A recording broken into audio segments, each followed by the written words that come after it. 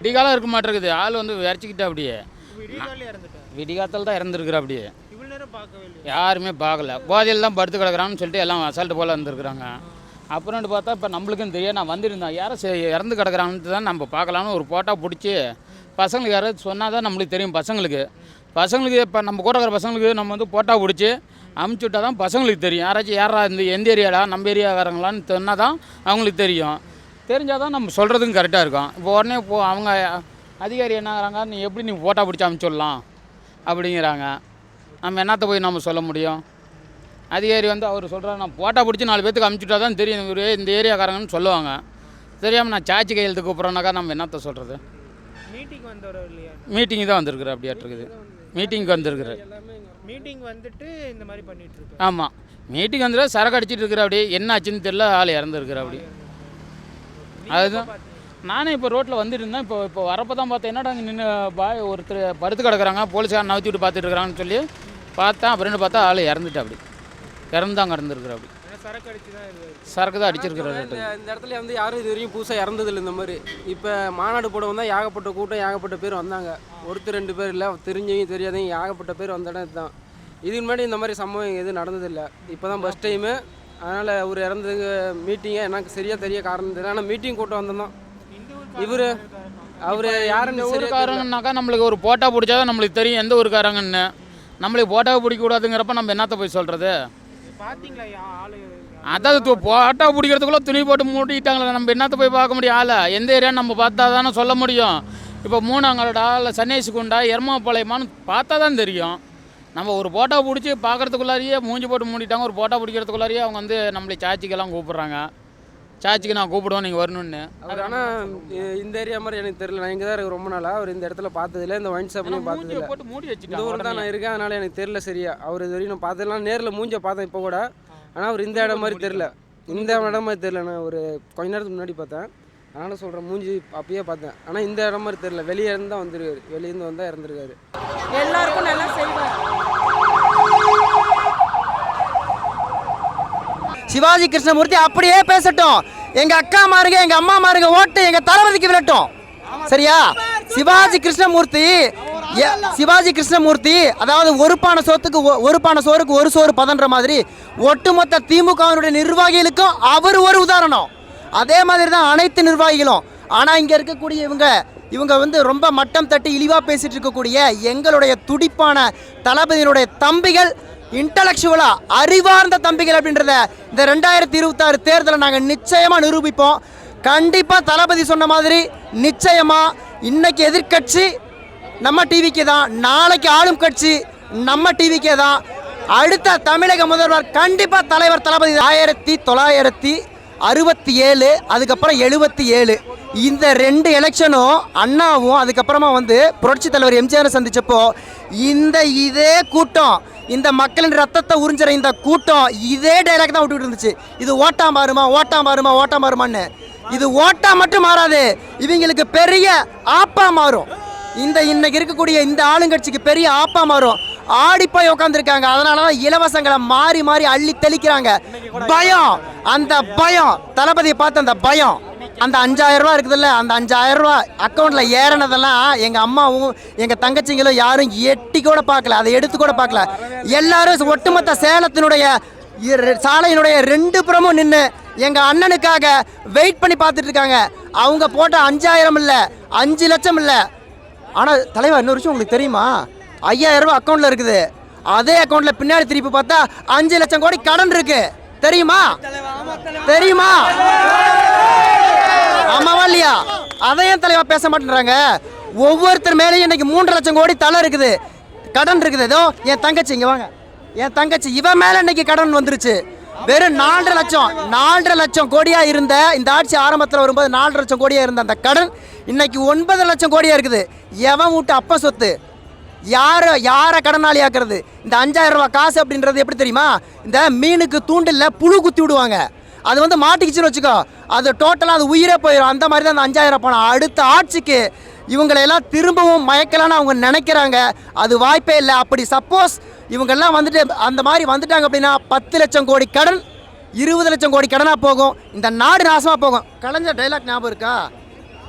இந்த நாடும் நாட்டு மக்களும் நாசமாய் போகட்டும் என்று அவர் கூறிய அந்த டைலாக்கை இவர்கள் நடைமுறைப்படுத்தி கொண்டிருக்கிறார்கள் இன்றைய ஆட்சியாளர்கள். எனவே இதற்கான ஒரே தீர்வு, ஒரே தீர்ப்பு, நாளைய தீர்ப்பு எங்கள் தளபதி மட்டும்தான். மக்களுக்கு செம்மையா இருந்தது. ஃபர்ஸ்ட் டைம் வந்திருக்காரு இந்த மண்ணுக்கு, ரொம்ப சந்தோஷமா இருக்கு. நீங்களே பாப்பீங்க பின்னாடி எவ்வளோ க்ரௌட் இருக்கு, லேடிஸ் எவ்வளோ பேர் இருக்காங்கன்ட்டு. தளபதி வரணும்னு நினைக்கிறீங்க? நான் லேடிஸ் பாதுகாப்பு வேணும்னா, அதுக்காக தளபதி வேணும்னா இருக்குங்களா? இருக்கா? கண்டிப்பா இப்ப எல்லாமே ஒழுங்கா இருக்கணும்னா தலைவரால மட்டும்தான் நல்லது நடக்கும். டிவிக்கே வந்தாருன்னா கண்டிப்பா நல்லது நடக்கும். வரலங்கண்ணா, நாங்களாம் ஐடி ஃபைல் பண்றோம். ஒரு நார்மலான ஃபேமிலி தான், ஓகேங்களா? ஒரு தொழிலுக்காக நாம ஒரு எடுக்கிறோம்னு வச்சுக்கோங்களேன். இப்போ எங்களுக்குலாம் வரல, இப்போ நாங்களாம் என்னடா பண்றது சொல்லுங்க? நாங்களாம் வசதியானவங்கன்னு அர்த்தங்களா? ஒரு ப்ராசஸ்க்காக நம்ம பண்ணுறோம், நம்மளோட லைஃப்பில் அடுத்த கட்டத்துக்கு நம்ம போகிறதுக்காக ஒரு ஐடி ஃபைல் பண்ணுறோம். அதே ரீசனாக வச்சு எங்களுக்குலாம் வரல, 5000 வரல, மாதம் 1000 வரல, எங்களுக்கு எதுவுமே வரல. அப்போ நாங்கள் என்னென்ன பண்ணுறது? அப்போ நாங்கள் தகுதி இல்லாதவங்களா சொல்லுங்கள்? அவங்க தகுதி இருக்கு, தகுதி இல்லைங்கிறவங்கள பார்த்தெல்லாம் கொடுக்கறது இல்லை. எலெக்ஷன் டைம்னால கொடுக்கணும் அப்படிங்கிறதுக்காக கொடுக்குறாங்க. மாற்றம் வரணும். இவ்வளோ நாள் திமுக அதிமுகவுக்கு தான் போட்டோம், எந்த ஒன்றும் நடக்கலை. புதுசாக இப்போ இன்னைக்கு வந்து இதுக்கு மாற்றி போட்டு என்ன வருது அப்படிங்கிறத பார்க்கணும். அதுக்காக தான் நாங்கள் இப்போ டிவிகேவுக்கு ஆதரவு கொடுக்குறோம். எங்களோட ஓட்டு, எங்கள் பசங்களோட அவங்க ஃப்ரெண்ட்ஸு, எங்கள் ஃபேமிலி எல்லாரோட ஓட்டு டிவிகேவுக்கு தான். மாற்றம் வரணும். விஜய் எதிர்ப்பு வந்துக்கிட்டு தான் இருக்கும். அப்போ அவர் வளர்றாருன்னு அர்த்தம். அவர் வளர்றதுனால தான் எதிர்ப்பு அதிகமாக இருக்குது. எதிர்ப்பு அதிகம் ஆக ஆக தான் அவர் வளர்ந்துக்கிட்டே இருக்கிறாருன்னு அர்த்தம். கண்டிப்பாக மாற்றம் வேணும். தமிழ்நாட்டு மக்களுக்கு ஒரு மாற்றம் வேணும். இதுவரை ஆட்சி செஞ்சு என்ன பண்ணாங்க? 4.25 வருஷம் ஆச்சு. இதனால் என்ன சாதனை பண்ணியிருக்கிறாங்க? ஒன்றும் கிடையாது. இப்போ வந்து எல்லாம் வாரி வழங்குறோம். ஏன் வழங்குறீங்க? 4 வருஷம் எங்கே போயிருந்தீங்க? இத்தனை வருஷம் கொடுக்காது, இப்போ என்னது கொடுக்குறீங்க? 5000 கொடுக்குற, 3000 கொடுக்குற, எது கொடுக்குறீங்க? யாரை கடனாளி ஆக்குறீங்க? தேவையில்லை. நாட்டு மக்களுக்கு உழைப்பை கொடுங்க, வழிகாட்டுங்க. இளைஞருக்கெல்லாம் வழிகாட்டுங்க. வேலை இல்லாமல் எத்தனையோ பேர் கல்யாணம் ஆகாமலாம் இருக்கிறாங்க. என்ன வேலைன்னு கேட்குறாங்க. அதுக்கெல்லாம் வழி கொடுக்காம இப்போ தூக்கி 5000 கொடுக்குறது, 3000 கொடுக்குறது, எது கொடுக்குறீங்க? நாங்கள் கேட்கலையே, எங்களையே கடன் ஆக்குறீங்க. தீய சேர்த்து திமுகவை ஒழிக்கணும், அதுக்காக வர மெயினாக வந்து எது எப்படினாலும் நாட்டுக்கு நல்லது நடக்கணும். இப்படி தான் விஜயகாந்த் சாரை பேசி இவர் ஒரு ரீலே ஓச்சிட்டாங்க. இவருக்காவது வாய்ப்பு கொடுங்க. வந்தால் தானே தெரியும். புதுசாக வரோம், யாருங்க புதுசாக வந்தால் இப்போ புதுசாக போகிறோம்னா யாருக்கு என்ன தெரியும்? வந்து பார்த்தா தான் தெரியும். வரட்டுமே, வந்து அவர் தான் என்ன செய்கிறான்னு தான் பார்க்கல. இத்தனை வருஷமாக கஞ்சா விற்கிறாங்க, எல்லாம் தான் விற்கிறாங்க. பசங்க எல்லாம் கெட்டு போயிட்டாங்க. இதுவரை என்ன செஞ்சுருக்காங்க? என்ன அரசாங்கம் என்ன நடவடிக்கை எடுத்துருக்கு? ஒன்றும் கிடையாது. அதனால் எதுவுமே இல்லை. எதாவது புதுசாக வராரா, வாய்ப்பு கொடுங்க. அவர் என்ன செய்கிறான்னு பாருங்கள். பார்த்தா தான் தெரியும். அவங்களே எதுவுமே செய்யலை, வாய்ப்பு கொடுத்துக்க முடியாது, அப்படி இப்படின்னு எல்லாம் என்ன சொல்ற, ஒரு எவ்வளோ இழிவுபடுத்த முடியுமோ அவ்வளோ இழிவுபடுத்துகிறாங்க. பண்ணக்கூடாது யாரையும். அப்படி எம்ஜிஆர் தான் இருந்தார், கருணாநிதி கூட தான் இருந்தார். அவர் முன்னாலேயே வரலையா? அவர் வந்தோடனே இவ்வளோ கூட்டம். எம்ஜிஆருக்கு அண்ணாவுக்கு அடுத்து எம்ஜிஆருக்கு அடுத்து தளபதி தான். இந்த கூட்டத்தை மிஞ்சி யாராலையும் முடியாது. இந்த கூட்டத்தை நீங்கள் சேருங்க பார்க்கலாம். 500 1000 கொடுத்தா தான் வருவானுங்க. இந்த யாராவது கொடுத்து வாங்கியிருக்கிறாங்களா சொல்லுங்கள்? யாரும் வாங்க கிடையாது. நாங்களாம் உடையாப்பட்டிலேருந்து ஒடியாரோம். இன்னைக்கு என்ன தமிழ்நாடு மக்களோட மனநிலையோ அதை தான் அவர் வந்துட்டு ஒருமுகமாக வந்து அவர் பிரதிபலிக்கிறார். அதே மாதிரி வந்து பார்த்தீங்கன்னா இந்த சேலம் தெற்கு தொகுதியிலேருந்து நான் வந்துட்டு ஒரு மெம்பர், நான் பேசணும்னு நினைக்கிறேன். சேலம் தெற்கு தொகுதியில் 2006 முதல் அதிமுக தான் வந்துட்டு 3 முறை ஆட்சியில் இருக்காங்க. என்ன காரணம்னு பார்த்தீங்கன்னா எங்கள் மக்களோட மனநிலை, நாங்கள் தான் அவங்கள தேர்ந்தெடுத்தோம். ஒரே காரணம், அதிமுகனா ஒரு அமைதின்னு நினச்சி அவங்கள நாங்கள் வந்து சூஸ் பண்ணோம். திமுகனாவே அராஜகம், அட்டகாசம், அவங்க வந்து கட்ட பஞ்சாயத்து, அந்த காரணத்தினால தான் நாங்கள் அதிமுக சூஸ் பண்ணோம். ஆனால் அமைதி மட்டுமே எங்களுக்கு போதாது. அதிமுகவோட அமைதி மட்டுமே எங்களுக்கு போதாது. எங்களுக்கான வளர்ச்சி, எங்களோட சமுதாய வளர்ச்சி, எங்களோட தொழில் வளர்ச்சி எதுவுமே இல்லை எங்ககிட்ட. அதனால் எங்கள் அண்ணன் வந்தாருன்னா, எங்கள் தமிழன் பார்த்திபன் அண்ணா வந்தாருன்னா, எங்களோட தளபதி வந்தாருன்னா எங்களுக்கு அமைதியும் இருக்கும், எங்களுக்கான தொழில் வளர்ச்சியும் இருக்கும், எங்களுக்கான சமுதாய வளர்ச்சியும் இருக்கும். உரிமையாக எங்களால் கேட்க முடியும். நாங்கள் நம்பி எங்கே வேணாலும், எந்த தாலுகா ஆஃபீஸாக இருக்கட்டும், எங்கே போலீஸ் ஸ்டேஷனாக இருக்கட்டும், தைரியமாக போய் சாமானிய மக்கள் கூட அங்கே போயிட்டு நின்று பேச முடியும். ஏதாவது ப்ராப்ளம்னா எங்கள் அண்ணனுக்கு எங்களால் ஃபோன் அடிக்க முடியும். அந்த ஒரு நிலை எங்கள் அண்ணன் வந்தால் மட்டும்தான், எங்கள் தளபதி வந்தால் மட்டும்தான் அது மாறும். இது வரைக்கும் எங்களுக்கு அது வரல. இன்னமேட்டு 2026 தேர்தலில் அது நடக்கும். அவ்வளோதான். நன்றி.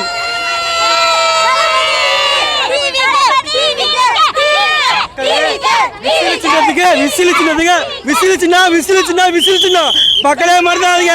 விசில் சின்னம்.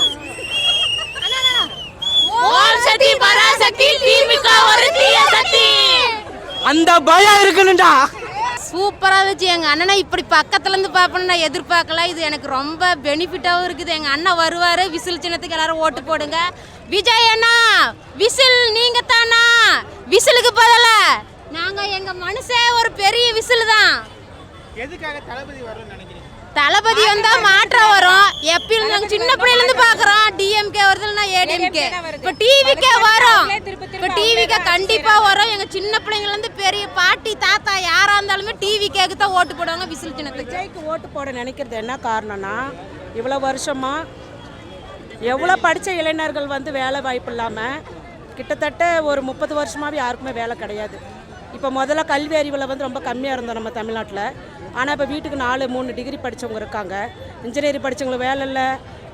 ஆசிரியர்களுக்கு வேலை இல்லை. எத்தனை பேர் ஆசிரியர்களுக்கு படிச்சிருக்காங்க நீங்களே சொல்லுங்கள். எல்லா டீச்சர் ட்ரைனிங் பண்ணவங்களும் வீட்டில் தான் இருக்காங்க. எந்த துறையிலையுமே வேலை கிடையாது. வேலைவே கொடுக்கறதில்ல. இலவசம் கொடுத்தா போதுமா? ரேஷனில் கூட தான் சாப்பாடு கொடுக்குறாங்க. இலவசமாக எல்லாமே செய்கிறாங்க. அதெல்லாம் நமக்கு ஒன்றுமே இது பண்ணாது. டிஎம்கே வந்துச்சு, ஏடிஎம்கே வந்துச்சு, நல்லா ஊழல் பண்ணி மக்களை நல்லாவே ஏமாற்றிட்டாங்க. இதுக்கு மேலே எல்லாம் விழிப்புணர்வு ஆகிட்டாங்க. திராவிடன்றது பேருக்கு மட்டும்தான். சமத்துவம் கிடையாது. சமூக நீதி கிடையாது. சட்ட ஒழுங்கு கிடையாது. 5000 விடுங்க. பெண்களுக்கு இளம் விதவைகள் இருக்கணும். இளம் விதவைகள் அதிகம். குடிச்சு ஆண்கள் எல்லாமே வீணாக போயிட்டாங்க. இளைஞர்கள் இருக்கு யாருக்குமே வந்து சுயநலம் இல்லாமல் குடிக்கிற அளவுக்கு கஞ்சா நடமாட்டம் அதிகமாக இருக்குது. போதை பழக்கம் அதிகமாக இருக்குது. முதல்ல ஒயின் ஷாப்பை நிறுத்தணும். கஞ்சாவை நிறுத்தணும். அதே போல் படித்த இளைஞர்கள் வேலை கொடுக்கணும். வீடு இல்லாமல் எத்தனை பேர் கஷ்டப்படுறாங்க. வீடு கொடுக்குறாங்க தானே, இல்லாதப்பட்டவங்களுக்கு கொடுக்கணும். ஜாதி மதம் இல்லாமல் விஜய் அவர்கள் வந்து அருமையாக ஆட்சி கொடுப்பாரு. அந்த நம்பிக்கை அங்கே இருக்குது. இளைஞர்கள் யாருமே இல்லை தற்கூரியெல்லாம் கிடையாது. எல்லாமே படித்தவங்க தான். இல்லை 2 டிகிரி படித்தவங்க தான். யாரும் நான் கூட இன்ஜினியரிங் படிச்சிருக்கேன். 15 வருஷம் கவர்மெண்ட் ஆஃபீஸில் வேலை செஞ்சேன். ஆனால் எனக்கு பர்மனெண்ட் ஆக கிடையாது. நான் இப்போ கர்ப்பமாக குழந்தையோடு போய் பெற்று எடுத்துகிட்டு வந்தேன். ஆனால் இன்றைக்கி எனக்கு வேலை இல்லை. இன்றைக்கி நான் கட்சியில் எந்த கட்சி சார்ந்தவ கிடையாது. ஆனால் மனசு உடஞ்சி போய் இன்றைக்கி நான் விஜய் அவர்கள் வந்து ரசிக்க தான். ஆனால் இவராவது வந்து நாட்டுக்கு செய்வாருன்ற ரொம்ப நம்பிக்கையோடு இருக்கும். மக்கள் நம்பி எல்லாம் அவருக்கு ஓட்டு போடுங்க. மாற்றம் வரட்டும். 60-70 வருஷமாக ஆண்டதெல்லாம் போதும். எல்லாம் ஊழல் தான். எல்லாம் சுயநலவாதிங்க. விஜய் அவர்கள் வந்து அவருக்கு சம்பாதிக்கணும் அவசியம் இல்லை. அவருக்கு நிறையா பணம் இருக்குது. அவர் நல்லா நடிப்புலேயே அவர் நிறையா சம்பாதிக்கலாம். அதை விட்டுட்டு நீங்கள் மக்களுக்காக இவ்வளோ ரிஸ்க் எடுக்கிறாரு. நிறைய கெட்ட பேர் அவருக்கு. அந்த கெட்ட பேர் எல்லாமே பொய் புகார் தான். அவர் வந்து உண்மையாக நல்ல மனசோடு வந்திருக்காரு. இளைஞர்கள் ஒவ்வொரு வீட்லேயும் அவங்க அப்பா அம்மா எல்லாத்தையும் வந்து ஏமாற்றிருக்கிறாங்க இத்தனை வருஷம்.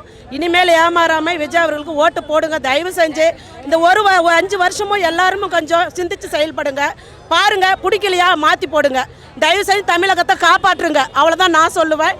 எல்லா பெண்களும் வந்து தமிழ்நாட்டை காப்பாற்றுறதுக்கு ஒன்று கூடி, இளைஞர்கள் எல்லாமே ஒன்று கூடி இந்த விஜய் அவர்களை வர வைங்க. அவர் சுயநலத்தோடு வர ஊழல் நடக்காது. எங்களுக்கு நம்பிக்கை இருக்குது. அதுதான். Okay, thank you. ஆனால் விஜய் தலைவரே உங்களுக்கு வாழ்த்துக்கள். நீங்கள் விசில் சின்னத்துக்கு அபார வெற்றி பெறுவீங்க. எங்களுக்கு நம்பிக்கை இருக்குது. 10 வருஷம் முன்னாடி நீங்கள் முதல்வர் ஆவின்னு நான் சொன்னேன். அதே மாதிரி ஸ்டேட்டஸில் போடுவேன். டிஸ்ட்ரிக்கும் போகல நல்லா ஸ்பீச் நல்லா பேசுகிறாப்புல.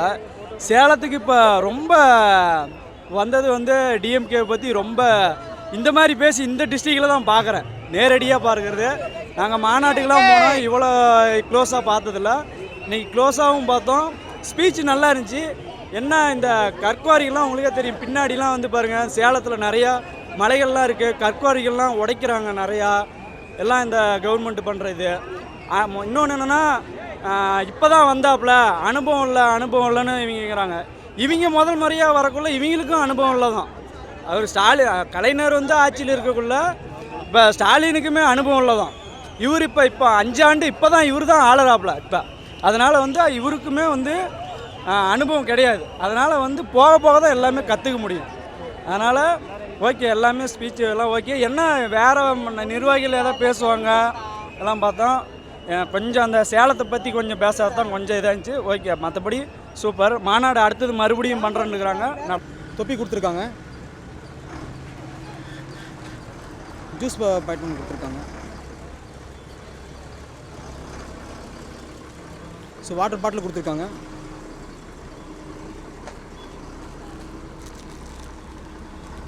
ஸோ பிஸ்கட் பேட் கொடுத்துருக்காங்க. ஆக்சுவலி பார்த்திங்க அப்படின்னா இதை விட எங்களுக்கு ரொம்ப சந்தோஷமாக இருந்தது என்ன அப்படின்னா இந்த பாதுகாப்பு அந்த அரங்கத்தை ஏற்படுத்துகிறதுல பார்த்திபன் சார் அவர்களுக்கு நான் ரொம்ப நன்றி சொல்லிக்கிறேன். ஸோ அது மட்டும் இல்லாமல் நம்ம தளபதி சார் முதலமைச்சர் விஜய் அவர்கள் பேசின அந்த கருத்துக்கள் ரொம்ப உணர்வுபூர்வமாக இருந்தது. அது இல்லாமல் நான் யோசிக்க வச்சுது இந்த அளவுக்கு நாலேஜாக ஒவ்வொரு விஷயமும் கருத்துலாம் நான் பகிர்ந்து சார் பேசியிருக்காரு. இந்த பாதுகாப்பு ரொம்ப நல்லது. அது இல்லாமல் சார் பேசுனது விதமும் ரொம்ப நல்லா இருந்தது. ஸோ இப்போ அவர் சொன்ன விஷயங்கள் இங்கே மாநிலத்தில் என்ன சொன்னார் அப்படின்னா வறுமையே இல்லாத தமிழகமாக இருக்கணும், ஊழலே இல்லாத தமிழகமும் கண்டிப்பாக எங்களுக்காக வந்துட்டு அதை மீட்டெடுத்து கொடுப்பாரு. ஸோ மக்கள் வந்து 2026 மிக சுதந்திரமாக இருக்க போகிறாங்க. ஸோ நீங்களும் நீங்களும் ரொம்ப சப்போர்ட் பண்ணுங்கள். ஸோ விசில் சின்னத்துக்கு கண்டிப்பாக நீங்கள் ஓட்டு போடுங்க. எப்பயுமே டிவிக்கு அப்படிங்கிறது மக்கள் பணியில் இன்னும் சிறந்து விளங்கிட்டு தான் இருக்காங்க. ஸோ எல்லாரும் டிவிக்கு ஓட்டு போடுங்க. தளபதியோட ஸ்பீச் வந்து ரொம்ப சூப்பராக இருந்ததுங்கண்ணா. ரொம்ப சிறப்பாக பேசியிருந்தார். அதுவும் தற்போதைய சூழ்நிலையில் தமிழ்நாட்டில் வந்து சட்டம் ஒழுங்கு பிரச்சனை எப்படி இருக்குது, பெண்களுக்கு எதிரான குற்றங்கள் எப்படி நடக்குது, அது இந்த திமுக வந்து தேர்தல் நேரத்தில் இந்த அமௌண்ட் அறிவித்தது அதெல்லாம் வந்து ரொம்ப சூப்பராக பேசியிருந்தார். ரொம்ப சிறப்பாக இருந்ததுங்கண்ணா. அது முக்கியமாக வந்து இந்த டைமில் வந்து எங்களுக்கு ரொம்ப உத்வேகம் என்ன எதிர்ப்புங்கண்ணா அவர். ஆனால் சாட்டை துறைமுருகன் வந்து அவருக்கு வந்து எங்கள் தலைவரை பற்றி பேசினா வியூஸ் வரதுனால அவர் பேசுகிறாருங்கண்ணா. அதுதான் முக்கிய காரணம். அது இல்லாமல் எங்கள் தலைவர் முன்னாடியே சொல்லிட்டாரு, அதாவது எங்களுக்கு நேரடியான எதிரி வந்து திமுக, பாஜக வந்து கொள்கை எதிரின்னு சொல்லிட்டாரு. அவங்கள தவிர மற்ற இந்த வந்தது போனதையெல்லாம் எதிர்க்க மாட்டோம் அப்படின்னு சொல்லிட்டாரு. அதுக்கப்புறம் அவங்க பேசுகிறதா அவங்க வந்து எங்கள் தலைவரை பற்றி பேசினா வந்து அவங்களுக்கு வியூஸ் அதிகமாக வருது, அட்டென்ஷன் கிடைக்குதுன்றதுனால பேசுகிறாங்க.